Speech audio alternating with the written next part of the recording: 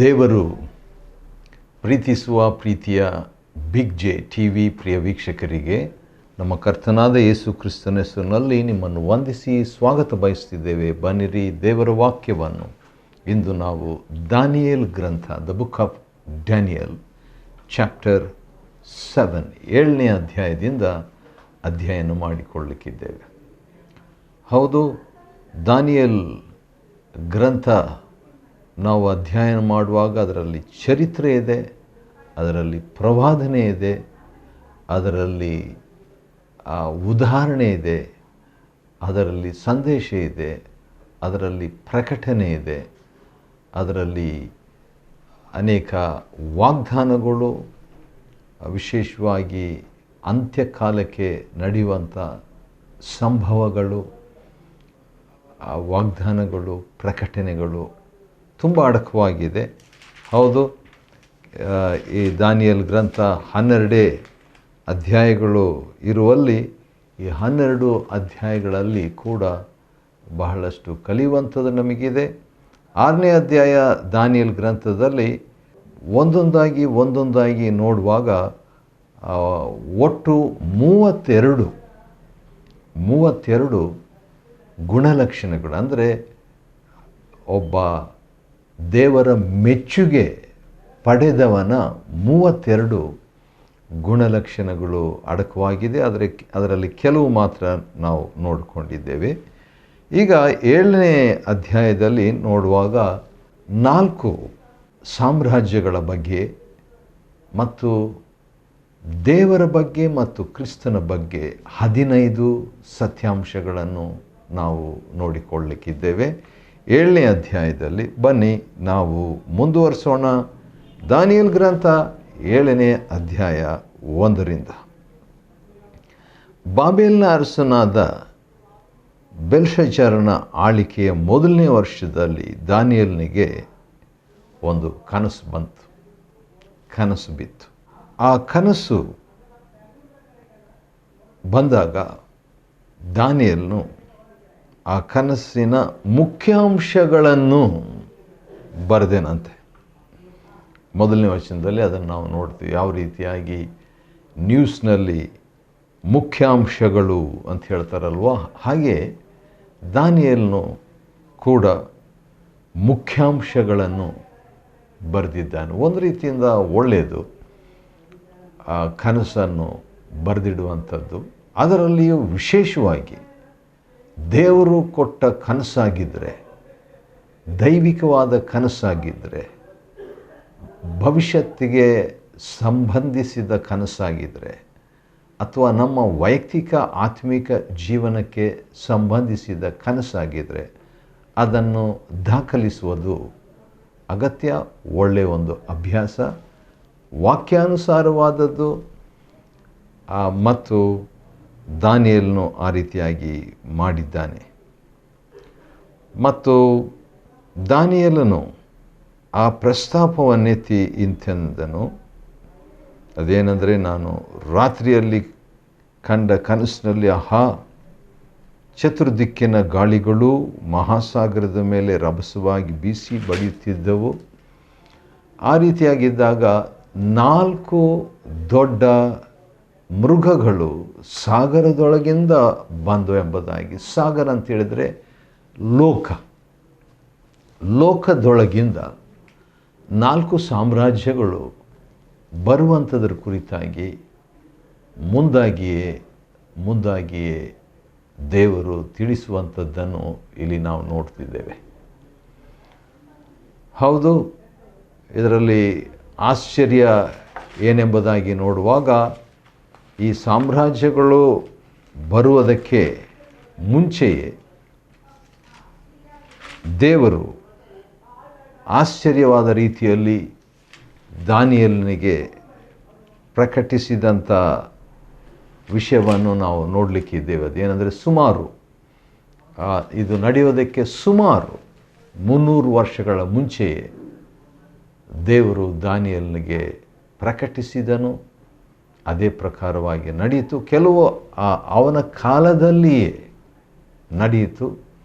ಅವನ ಕಾಲದಿಂದ ಹಿಡಿದು ಯೇಸು ಕ್ರಿಸ್ತನ ಕಾಲದವರೆಗೆ ನಡೆದಂಥ ಘಟನೆಗಳು ಈ ಪ್ರವಾದನಾ ಪುಸ್ತಕದಲ್ಲಿ ಇರುವಂಥದ್ದಾಗಿದೆ. 4 ಮೃಗಗಳು ಅಂತ ಹೇಳುವಾಗ ಒಂದು ಸಿಂಹದ ಹಾಗಿತ್ತು, ಇನ್ನೊಂದು ಕರಡಿಯ ಹಾಗಿತ್ತು, ಇನ್ನೊಂದು ಚಿರತೆಯ ಹಾಗಿತ್ತು, ಇನ್ನೊಂದು ಭಾಳ ಭಯಂಕರವಾದಂಥ ಒಂದು ಮೃಗವಾಗಿತ್ತು. ಈ 4 ಮೃಗಗಳು 4 ಸಾಮ್ರಾಜ್ಯಗಳನ್ನು ಸೂಚಿಸುವಂಥದ್ದಾಗಿದೆ. ದಾನಿಯೇಲ್ ಗ್ರಂಥ 7ನೇ ಅಧ್ಯಾಯದ 4ನೇ ವಚನದಲ್ಲಿ ಸಿಂಹದಂತಿರುವ ಒಂದು ಸಾಮ್ರಾಜ್ಯ ಅಂದರೆ ಬಾಬೇಲ್ ಅಥವಾ ಬ್ಯಾಬಿಲೋನ್ ಸಾಮ್ರಾಜ್ಯ. ಮತ್ತು 2ನೇ ಒಂದು ಮೃಗ ಕಾಣಿಸ್ತು 5ನೇ ವಚನದಲ್ಲಿ, ಅದು ಕರಡಿಯ ಹಾಗಿತ್ತು. ಅದು ಮೇದ್ಯ ಮತ್ತು ಪಾರಸಿಯ ಸಾಮ್ರಾಜ್ಯ. ಮೇದ್ಯ ಪಾರಸಿ ಈ 2 ಸಾಮ್ರಾಜ್ಯಗಳು 2 ಸೇರಿ ಆಳಿಕೆ ಮಾಡಿದಂಥ 2ನೇ ಸಾಮ್ರಾಜ್ಯವನ್ನು ಸೂಚಿಸುವಂಥದ್ದು ಮೀಡೋ ಪರ್ಷಿಯನ್ ಎಂಪೈರ್. 3ನೇ ಪ್ರಾಣಿ 6ನೇ ವಚನದಲ್ಲಿ 7ನೇ ಅಧ್ಯಾಯ ದಾನಿಯೇಲ್ 6ನೇ ವಚನದಲ್ಲಿ ಚಿರತೆಯ ಹಾಗಿರುವಂಥ ಇನ್ನೊಂದು ಪ್ರಾಣಿ, ಅದು ಗ್ರೀಸ್ ಅಥವಾ ಗ್ರೀಕ ಸಾಮ್ರಾಜ್ಯವನ್ನು ಅಥವಾ ಅಲೆಕ್ಸಾಂಡರ್ ದ ಗ್ರೇಟ್ ಮಹಾ ಸಾಮ್ರಾಜ್ಯವನ್ನು ಸೂಚಿಸುವಂಥ 3ನೇ ಒಂದು ಸಾಮ್ರಾಜ್ಯವಾಗಿತ್ತು. ಮತ್ತು ಆ ಸಾಮ್ರಾಜ್ಯಕ್ಕೆ 4 ತಲೆಗಳು 4 ರೆಕ್ಕೆಗಳಿದ್ದವು. ಯಾವ ರೀತಿಯಾಗಿ ಅಲೆಕ್ಸಾಂಡರ್ ಅವನಿಂದ 4 ಶಾಂಖ್ಯಗಳ ಹಾಗೆ 4 ಕ್ಯಾಪ್ಟನ್ಸ್ ನಾಯಕರು ಅವನಿಂದ ಹೊರಟು ಲೋಕವನ್ನು ಆಳಿದ್ದರ ಕುರಿತಾಗಿ ದಾನಿಯೇಲನಿಗೆ ದೇವರು ವ್ಯಕ್ತಪಡಿಸಿದನು. ಈ 3 ಆಯ್ತಲ್ವ, ಬಾಬೇಲಿನ ಸಾಮ್ರಾಜ್ಯ ಸಿಂಹ, ಮತ್ತು ಮೀಡೋ ಪರ್ಷಿಯನ್ಸ್ ಮೇದ್ಯ ಮತ್ತು ಪಾರಸಿಯ ಸಾಮ್ರಾಜ್ಯ ಕರಡಿ, ಮತ್ತು 3ನೇದಾಗಿ ಚಿರತೆ ಅಂದರೆ ಅಲೆಕ್ಸಾಂಡರ್ನ ಸಾಮ್ರಾಜ್ಯ, ಮತ್ತು 4ನೇ ಒಂದು ಮೃಗವು ಅದು 7ನೇ ವಚನದಲ್ಲಿದೆ. 7ನೇ ಅಧ್ಯಾಯ 7ನೇ ವಚನ ದಾನಿಯೇಲ್ ಗ್ರಂಥ. ಅಲ್ಲಿ ನೋಡುವಾಗ ಈ ಸಾಮ್ರಾಜ್ಯವನ್ನು ದಾನಿಯೇಲನು ವಿವರಿಸಿದಾಗ ಭಾಳ ಕಷ್ಟಪಡ್ತಾ ಇಲ್ಲ, ಆದರೆ ಒಂದು ಸೂಕ್ಷ್ಮವಾದಂಥ ವಿವರಿಸಲಾರದಂಥ ಕಷ್ಟಕರವಾದಂಥ ಅಥವಾ ಒಂದು ಘೋರವಾದಂಥ ಹಾಗೆ ಹೇಳ್ಬೋದು ಆ ರೀತಿಯಲ್ಲಿ ಇದ್ದಂಥ ಒಂದು ಭಯಂಕರ ಹೆದರಿಸುವಂಥ ಒಂದು ಸಾಮ್ರಾಜ್ಯ, ಅದು ರೋಮ ಸಾಮ್ರಾಜ್ಯ. ಅದಕ್ಕೆ ಕಬ್ಬಿಣದ ದೊಡ್ಡ ಹಲ್ಲುಗಳಿದ್ವು ಎಂಬುದಾಗಿ, ಮತ್ತು ಈ ರೋಮ ಸಾಮ್ರಾಜ್ಯಕ್ಕೆ ಅದು ಮುಂಚಿನ ಎಲ್ಲ ಮೃಗಗಳಿಗಿಂತಲೂ ವಿಲಕ್ಷಣವಾಗಿತ್ತು. ಅಂದರೆ ಮುಂಚಿನ ಎಲ್ಲ ಸಾಮ್ರಾಜ್ಯಕ್ಕಿಂತಲೂ ಅದಕ್ಕೆ 10 ಕೊಂಬುಗಳಿದ್ವು ಅಂತ ಹೇಳಿಬಿಟ್ಟು ನೋಡುವಾಗ 10 ಸಾಮ್ರಾಜ್ಯಗಳು ಅಥವಾ ಒಂದೇ ಸಾಮ್ರಾಜ್ಯ, ಆದರೆ 10 ದೇಶಗಳ ತಂಡದ ಒಂದು ಸಾಮ್ರಾಜ್ಯವಾಗಿತ್ತು. ಮತ್ತು ಅವುಗಳ ನಡುವೆ ಇನ್ನೊಂದು ಚಿಕ್ಕ ಕೊಂಬು ಮೊಳೆಯಿತು. 8ನೇ ವಚನ. ಅದು ನೋಡುವಾಗ ಚರಿತ್ರೆಯ ಪ್ರಕಾರವಾಗಿ ಆಂಟಿಯೋಕಸ್ ಅಂತ ಹೇಳ್ಬಿಟ್ಟು ಅವನ ಹೆಸರು ಆಂಟಿಯೋಕಸ್ ಎಪಿಫೇನೆಸ್ ಎಂಬ ಒಬ್ಬ ಅರಸನು ಬಂದಂಥದ್ರ ಬಗ್ಗೆ ಚರಿತ್ರೆಯಲ್ಲಿ ನಾವು ನೋಡ್ತೇವೆ. ಹಾಗೆಯೇ ಅದಾಯಿತು.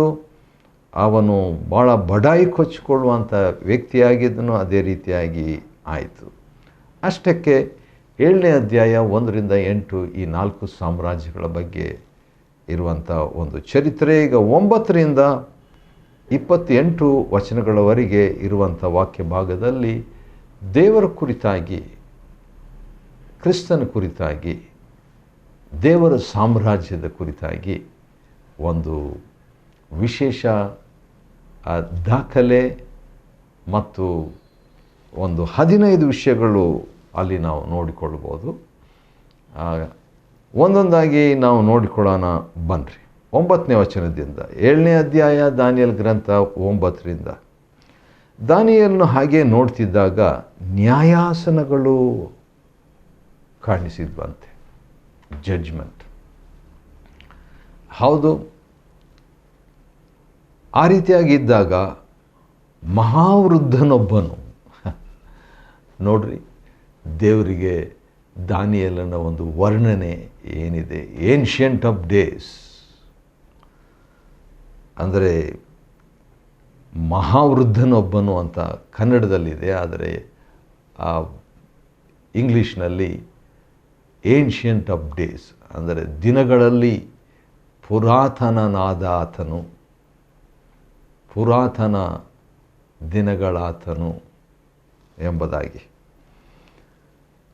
ಆತನು ದೇವರ ಬಗ್ಗೆ ಡಿಸ್ಕ್ರಿಪ್ಷನ್ಸು ಒಂದು 15 ವಿಷಯಗಳಿದೆ. ಮೊದಲನೇದು, ಆತನು ಆಸೀನನಾದನು. ದೇವರು ಕೂತ್ಕೊಳ್ತಾನೆ, ನ್ಯಾಯಾಸನದ ಮೇಲೆ ಕೂತ್ಕೊಳ್ತಾನೆ. ಆತನು ಜಡ್ಜ್, ಆತನು ಸೃಷ್ಟಿಕರ್ತ. ಆತನು ಉಡುಪು ಹಿಮದಂತೆ ಶುಭ್ರವಾಗಿತ್ತು.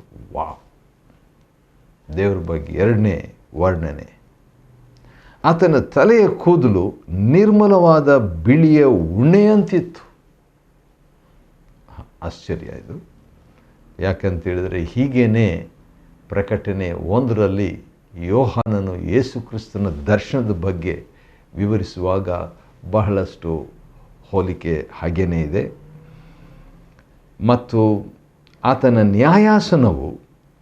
ನ್ಯಾಯಾಸನಗಳು ಅಂತ ನೋಡಿದ್ವಿ 9ರಲ್ಲಿ. ಈಗ ನ್ಯಾಯಾಸನವು ಅಗ್ನಿಜ್ವಾಲೆಗಳು. ವಾವ್! ಅಗ್ನಿಜ್ವಾಲೆ. ದೇವರ ನಾಮಕ್ಕೆ ಸ್ತೋತ್ರವಾಗಲಿ. ಆತನ ನ್ಯಾಯ ಅಗ್ನಿಜ್ವಾಲೆ ಅಂದರೆ ಪಕ್ಷಪಾತವಿಲ್ಲದ್ದು, ಪ್ರಕಾಶಮಯವಾದದ್ದು, ಕತ್ತಲೆ ಇಲ್ಲದ್ದು, ಅನ್ಯಾಯ ಇಲ್ಲದ್ದು ಮತ್ತು ಶಕ್ತಿಯುತವಾದದ್ದು ಮತ್ತು ಪವಿತ್ರ ಅಗ್ನಿಯುಳ್ಳದ್ದು. ಅಗ್ನಿಜ್ವಾಲೆಗಳು. ಅನಂತರ ಅದರ ಚಕ್ರಗಳು ಧಗಧಗಿಸುವ ಬೆಂಕಿಯೇ. ನಮ್ಮ ದೇವರು ದಹಿಸುವ ಅಗ್ನಿ ಎಂಬುದಾಗಿ ಇಬ್ರಿಯ ಗ್ರಂಥಕರ್ತನು 10ನೇ ಅಧ್ಯಾಯ 30ನೇ ವಚನದಲ್ಲಿ ಹೇಳಿರುವಂತೆ ನಾವು ದೇವರ ವರ್ಣನೆಯ ಕುರಿತಾಗಿ ಇಲ್ಲಿ ನೋಡ್ತೇವೆ. ನ್ಯಾಯಾಸನದ ಮುಂದೆ ಉರಿಯ ಪ್ರವಾಹವು ಉಕ್ಕಿ ಹರಿದು ಬಂತು. ಭಾಳ ಹೊಸದು, ನನಗೆ ಗೊತ್ತಿರಲಿಲ್ಲ ಹೀಗೆಲ್ಲ ಇದೆ ಅಂತ ಹೇಳ್ಬಿಟ್ಟು ಮೊದಲನೇ ಬಾರಿಯಾಗಿ ನೋಡ್ತೇನೆ. ನ್ಯಾಯಾಸನದ ಮುಂದೆ ಉರಿಯ ಪ್ರವಾಹವು ಉಕ್ಕಿ ಹರಿದು ಬಂತು. ವಾವ್! ನೋಡಲಿಕ್ಕೆ ಭಾಳ ಓದಲಿಕ್ಕೆ ಭಾಳ ಭಯಂಕರವಾಗಿ, ವಿಶೇಷವಾಗಿ ಅನುಪಮವಾಗಿದೆಯಲ್ಲ.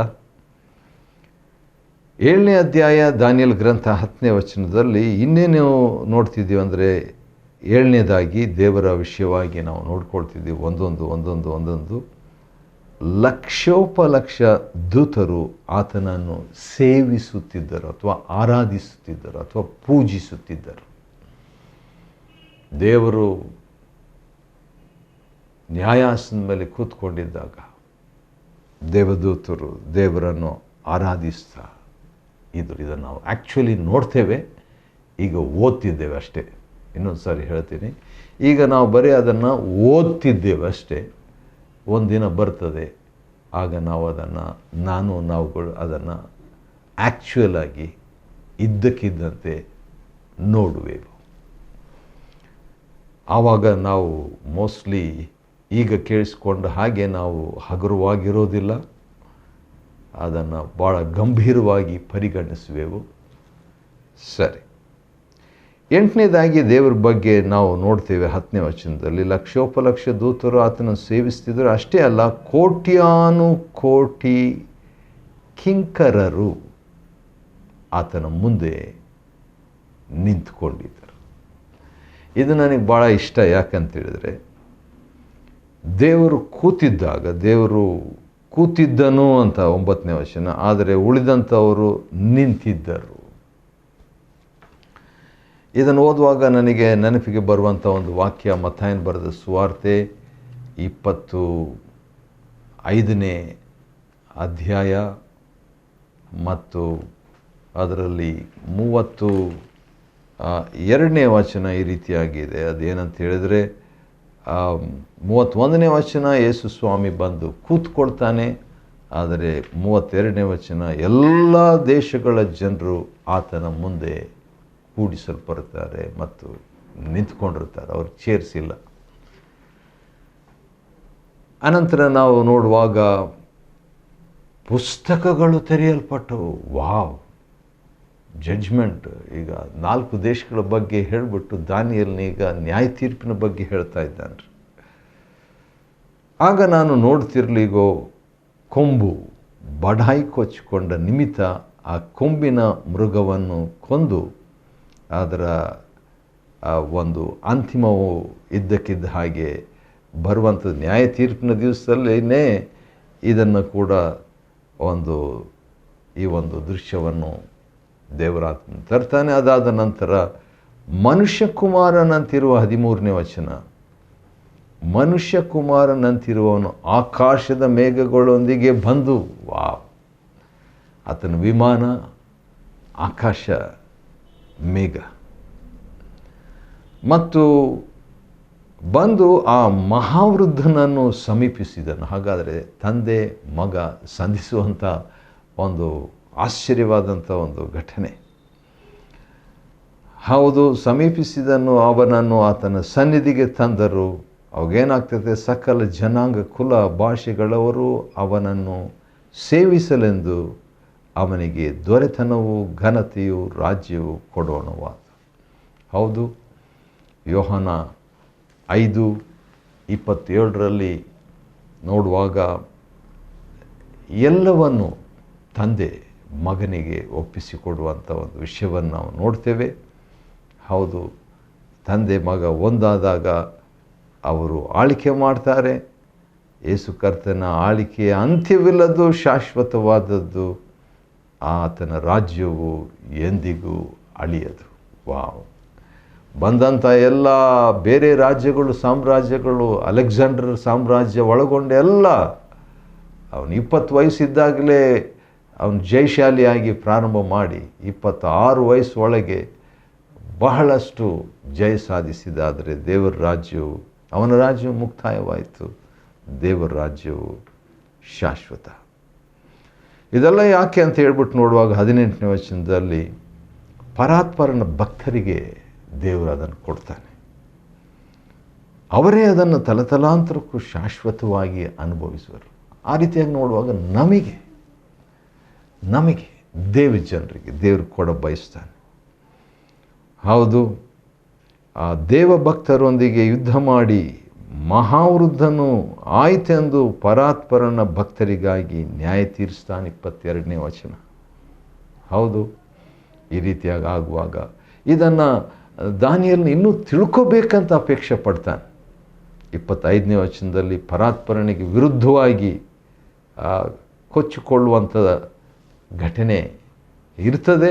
ಆದರೂ ಕೂಡ ಪರಾತ್ಪರನ ಭಕ್ತರನ್ನು, ಯಹೂದ್ಯರು ಮತ್ತು ಯೇಸು ಸ್ವಾಮಿಯನ್ನು ನಂಬಿದವರು, ಅವರಿಗೆ ಹಿಂಸೆ ಇರ್ತದೆ.